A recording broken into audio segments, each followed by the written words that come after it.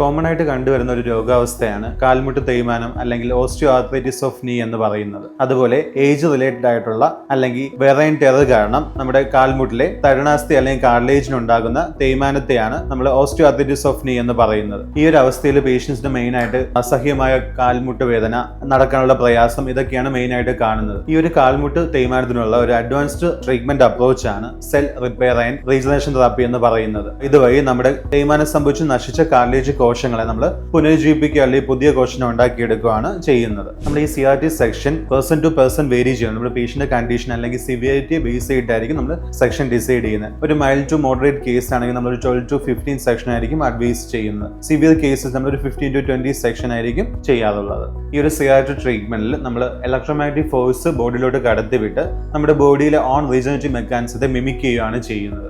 മുട്ട് തേയ്മാനം അല്ലെങ്കിൽ ഓസ്റ്റിയോ ആർത്രൈറ്റിസ് പോലുള്ള കണ്ടീഷനിൽ വളരെയധികം റിസൾട്ട് നൽകുന്ന ഈ ഒരു CRT ട്രീറ്റ്മെന്റ് നമ്മുടെ സെന്ററായ റോയൽ ഓർത്തോ കെയറിൽ അവൈലബിൾ ആണ്.